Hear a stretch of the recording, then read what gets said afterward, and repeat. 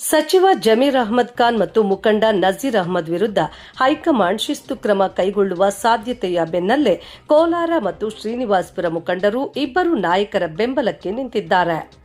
ಕೋಲಾರ ಜಿಲ್ಲೆಯ ಶ್ರೀನಿವಾಸಪುರದಲ್ಲಿ ಇಂದು ನಡೆದ ಸುದ್ದಿಗೋಷ್ಠಿಯಲ್ಲಿ ಮಾತನಾಡಿದ ಪಿಎಲ್ಡಿ ಬ್ಯಾಂಕ್ ಅಧ್ಯಕ್ಷ ದಿಂಬಾಲ ಅಶೋಕ್ ಹಾಗೂ ಕೋಮುಲ್ ನಿರ್ದೇಶಕ ಕೆಕೆ ಮಂಜುನಾಥ್ ನೇತೃತ್ವದ ತಂಡ ಪಕ್ಷದ ಹಿರಿಯ ನಾಯಕರ ವಿರುದ್ಧ ಯಾವುದೇ ರೀತಿಯ ಕ್ರಮ ಕೈಗೊಳ್ಳದಂತೆ ಎಐಸಿಸಿ ಮತ್ತು ಕೆಪಿಸಿಸಿಗೆ ಒತ್ತಾಯಿಸಿದೆ. ಜಮೀರ್ ಅಹ್ಮದ್ ಮತ್ತು ನಜೀರ್ ಅಹ್ಮದ್ ಪಕ್ಷಕ್ಕೆ ಎಂದಿಗೂ ದ್ರೋಹ ಬಗೆದವರಲ್ಲ.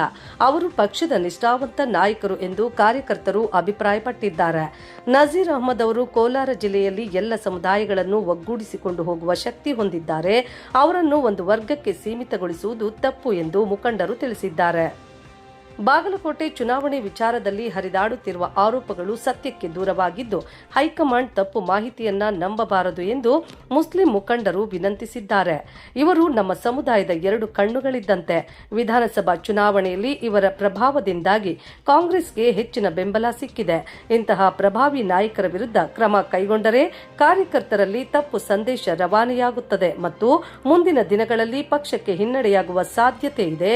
ಚುನಾವಣಾ ಸಮಯದ ಸಣ್ಣ ಪುಟ್ಟ ಅಸಮಾಧಾನಗಳನ್ನು ಮುಂದಿಟ್ಟುಕೊಂಡು ಹಿರಿಯ ನಾಯಕರನ್ನು ಬಲಿಪಶು ಮಾಡಬಾರದು ಎಂಬುದು ಶ್ರೀನಿವಾಸಪುರ ಕಾರ್ಯಕರ್ತರ ಒಕ್ಕೂರಲ ಆಗ್ರಹವಾಗಿದೆ. ಒಂದು ವೇಳೆ ಶಿಸ್ತು ಕ್ರಮ ಜರುಗಿಸಿದರೆ ಪಕ್ಷದ ಸಂಘಟನೆಗೆ ಧಕ್ಕೆಯಾಗಲಿದೆ ಎಂಬ ಎಚ್ಚರಿಕೆಯನ್ನು ನೀಡಿದ್ದಾರೆ.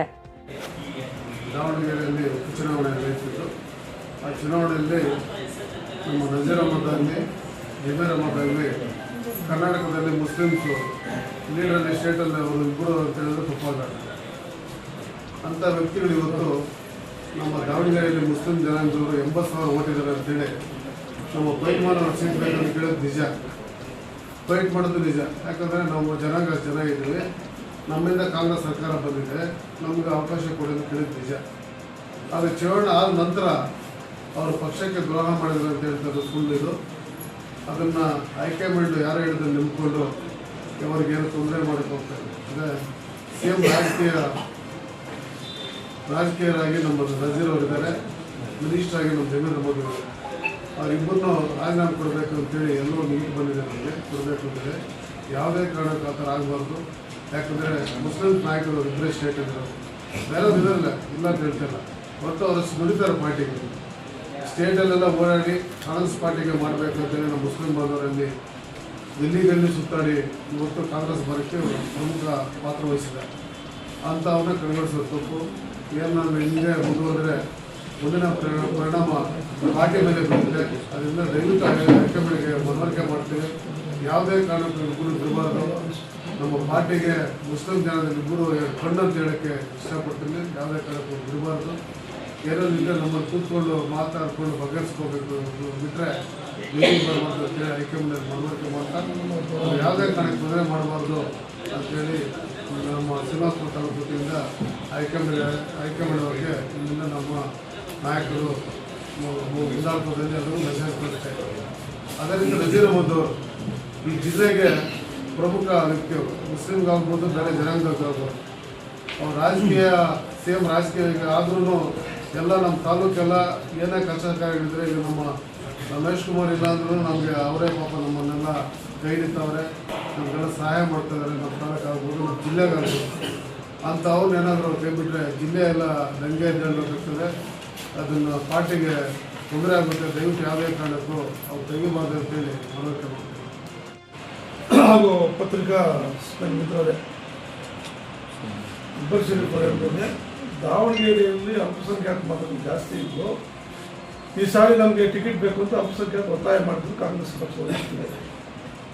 ಅದರಂತೆ ಈ ಸಾರಿ ಏನೇನು ಕಸರತ್ತು ಮಾಡಿದ್ರು ಸಹ ಅವ್ರು ಕೊಡೋಕ್ಕಾಗಿರಲಿಲ್ಲ.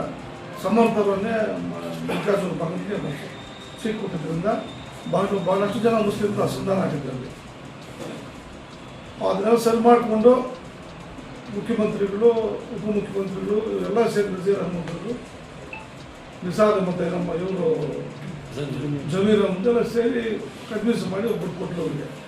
ಅದು ಅಸಮಾಧಾನ ಅಲ್ಲಲ್ಲಿತ್ತು. ಈಗ ಏನಂತಂದರೆ ಹೈಕಮಾಂಡ್ ಕೆಲವು ವರದಿ ದೂರನ್ನು ಸಲ್ಲಿಸಿದ್ದಾರೆ. ನಜೀರ್ ಅಹ್ಮದ್ ಅವರು ಮತ್ತು ಜಮೀರ್ ಅಹ್ಮದ್ ಅವರು ಸರಿಯಾಗಿ ಕೆಲಸ ಮಾಡಿಲ್ಲ ಕಾಂಗ್ರೆಸ್ ಪಕ್ಷದ ಪರವಾಗಿ ಅನ್ನೋ ವರದಿಯ ಮೇಲೆ ಹೈಕಮಾಂಡಿಗೆ ಸಿಟ್ಟು ಬಂದಿದೆ ಅಂತ ನಮಗೆ ಮಾಹಿತಿ. ಅವ್ರ ಮೇಲೆ ಶಿಸ್ತು ಕ್ರಮ ತಗೋಬೇಕು ಅಂತ ವರದಿಗಳು ಹೋಗಿವೆ. ಇವರು ನಮ್ಮ ಕೋಲಾರ ಜಿಲ್ಲೆಯ ನಮಗೆಲ್ರಿಗೂ ಭಾಳ ಆಪ್ತರಾಗಿದ್ದು ನಜೀರ್ ಅಹಮದ್ ಅವರು. ಒಂದು ವರ್ಗಕ್ಕೆ ಸೀಮಿತವಾಗಿದ್ದರೆ ನಾವೆಲ್ಲರೂ ಅವ್ರಿಗೆ ಭಾಳ ಚೆನ್ನಾಗಿದ್ದೇವೆ. ಎಲ್ಲ ವರ್ಗಗಳನ್ನು ಅವರು ಒಂದುಗೂಡಿಸ್ಕೊಂಡು ಹೋಗಿ ಎಲ್ಲ ಜಾತಿ ಅಂತಂದಿರ, ಸಮುದಾಯ ಅಂತಂದಿರ, ಒಂದೇ ಧರ್ಮಕ್ಕೆ ಸೀಮಿತವಾಗದೆ ಎಲ್ಲರೂ ಒಟ್ಟಿಗೆ ಕರ್ಕೊಂಡು ಹೋಗ್ತಕ್ಕಂಥ ಒಬ್ಬ ಒಳ್ಳೆ ನಾಯಕರು ಅವರಾಗಿದ್ದಾರೆ. ಅದೇನಾಗಿದೆ ಅವರಂತೂ ಯಾವತ್ತೂ ಪಕ್ಷಕ್ಕೆ ಆ ಥರ ಮಾಡ್ತಕ್ಕಂಥವ್ರಲ್ಲ, ಇಬ್ಬರು ನಾಯಕರು ಅಂತವರಲ್ಲ. ಅದರಿಂದ ನಮ್ಮದು ಏನು ಒತ್ತಾಯ, ನಮ್ಮದು ಮನವಿ ಹೈಕಮಾಂಡಲ್ಲಾಗಲಿ, ಇಲ್ಲಿರ್ತಕ್ಕಂಥ KPCCಗಾಗಲಿ, AICCಗಾಗಲಿ ಎಲ್ಲ ಕಡೆ ಈ ಥರ ನಾವು ಮನವಿ ಮಾಡ್ತಾ ಇದ್ದೇವೆ. ದಯವಿಟ್ಟು ಅದರ ಯಾವುದೇ ರೀತಿಯ ಶಿಸ್ತು ಕ್ರಮ ಅದನ್ನು ಕೈಗೊಳ್ಳಬೇಡಿ. ಅದು ಸತ್ಯಕ್ಕೆ ದೂರವಾಗಿರ್ತದೆ. ಅವರೇನು ಅಂತ ತಪ್ಪು ಮಾಡಿದ್ದಾರೆ ಅಂತಕ್ಕಂಥದ್ದು, ಅವ್ರು ಯಾವತ್ತೂ ಪಕ್ಷಕ್ಕೆ ತಪ್ಪು ಮಾಡಿದವರಲ್ಲ. ಬೇರೆ ಬೇರೆ ರಾಜಕೀಯ ಕಾರಣಗಳಿಗಾಗಿ ಅವ್ರು ಬಲಿಪಡಿಸುವ ಆಗೋದು ಬೇಡ. ಅವ್ರ ಪರವಾಗಿ ನಾವೆಲ್ಲ ಇದ್ದೇವೆ ಅಂತ ನಾಯಕರು ಕಾಂಗ್ರೆಸ್ ಪಕ್ಷ ಅನಿವಾರ್ಯವಾಗಿದ್ದಾರೆ. ಕಾರ್ಯಕರ್ತರಿಗೂ ಸಹ ಅಂಥವ್ರು ಬೇಕಾಗಿದ್ದಾರೆ. ಅಂಥವ್ರೆಲ್ಲರೂ ಜೊತೆ ತಗೊಂಡು ಹೋಗುವಂಥ ನಾಯಕರು ತೊಂದರೆ ಆದರೆ ಕಾರ್ಯಕರ್ತರಿಗೂ ತೊಂದರೆ ಆಗ್ತದೆ, ತಪ್ಪು ಸಂದೇಶ ಹೋಗ್ತದೆ, ಕಾಂಗ್ರೆಸ್ ಪಕ್ಷ ಬಲಹೀನ ಆಗ್ತದೆ ಅಂತ ಹೇಳ್ತೀನಿ. ದಯಮಾಡಿ ಅಂತ ತೀರ್ಮಾನ ತಗೊಳ್ಳೋಕೆ ಹೋಗ್ಬೇಡಿ. ಅವರನ್ನು ಪಕ್ಷದಲ್ಲಿ ಉಳಿಸ್ಕೊಂಡು ಅವ್ರಿಗೇನು ಸ್ಥಾನಮಾನ ಇದೆ ಅದನ್ನು ಮುಂದುವರಿಸ್ಕೊಂಡು ಹೋಗಬೇಕು ಅಂತ ಪಕ್ಷದ ಹೈಕಮಾಂಡಲ್ಲಿ ನಾವು ವಿನಂತಿ ಮಾಡ್ಕೊಳ್ತೇವೆ. ಬೈ ಎಲೆಕ್ಷನಲ್ಲಿ ಸ್ವಲ್ಪ ಹೈಕಮಾಂಡ್ಗೆ ಮಿಸ್ಅಂಡರ್ಸ್ಟ್ಯಾಂಡಿಂಗ್ ಆಗಿದೆ. ಇದಕ್ಕೆ ನಮ್ಮ ಮೈನಾರಿಟಿ ಲೀಡರ್ ಆದ ನಸೀರ್ ಅಹಮದ್ಗೆ ಮಿಸ್ಅಂಡರ್ಸ್ಟ್ಯಾಂಡಿಂಗ್ ಮಾಡ್ಕೊಂಡಿದ್ದಾರೆ. ಇದು ಸರಿಯಿಲ್ಲ ಅಂತ ನಾವು ಹೇಳೋಕ್ಕೆ ಇದು ಸರಿ. ನಸೀರ್ ಅಹಮದ್ ಮೈನಾರಿಟಿ ಕಮ್ಯುನಿಟಿಯ ಅತಿ ದೊಡ್ಡ ಲೀಡರು. ಕರ್ನಾಟಕದಲ್ಲಿ ಕಾಂಗ್ರೆಸ್ ಪಾರ್ಟಿಯ ಕಷ್ಟದ ಕಾಲದಲ್ಲಿ ಎಲ್ರಿಗೂ ಸೇರಿಸಿ ಎಲ್ಲ ಕಮ್ಯುನಿಟಿ ಮತ್ತು ಎಲ್ಲ ಕಾಂಗ್ರೆಸ್ ಪಾರ್ಟಿ ಬಗ್ಗೆ ವರ್ಕ್ ಮಾಡಿರೋ ಲೀಡ್ರು. ಮೊನ್ನೆ ಎಲೆಕ್ಷನಲ್ಲೂ 136 ಸೀಟ್ಸು ಕಾಂಗ್ರೆಸ್ ಪಾರ್ಟಿ ಗೆಲ್ಲೋದಕ್ಕೆ ಅತಿ ಮೇನ್ ಕಾರಣ ಅಂದರೆ ನಸೀರ್ ಅಹಮದ್ ಅವರೇ. ಅವ್ರ ಬಗ್ಗೆ ಇನ್ನು ಒಂದು ಬೈ ಎಲೆಕ್ಷನಲ್ಲಿ ಯಾರೋ ಹೇಳ್ತಾರೆ ಮಿಸ್ಅಂಡರ್ಸ್ಟ್ಯಾಂಡಿಂಗ್ ಆಗಿದೆ, ಸ್ವಲ್ಪ ಅದೊಂದು ಸರ್ ಮಾಡ್ಕೋಬೇಕು. ಮತ್ತು ನಸೀರ್ ಅಹಮದ್, ಜಮೀರ್ ಅಹಮದ್ ಬಗ್ಗೆ ಇದೆಲ್ಲ ಊಹೆಗಳು ತಡ ಮಾಡಬೇಕು ಅಂತ ಹೈಕಮಾಂಡ್ಗೆ ಕೇಳುತ್ತಾ ನಾವೆಲ್ಲ ಇಲ್ಲಿ ಸೇರಿದ್ವಿ. ಇನ್ನು ಇದ್ರ ಬಗ್ಗೆ ನಮ್ಮ ಲೀಡರಾದ ಅಶೋಕ್ ಅವರು ಅದು ಚುನಾವಣೆಯಲ್ಲಿ ಯಾರು ಬೇಕಾದರೂ ಗೆಲ್ಲಬಹುದು, ಯಾರು ಬೇಕಾದ್ರೂ ಸೋಲ್ಬೋದು.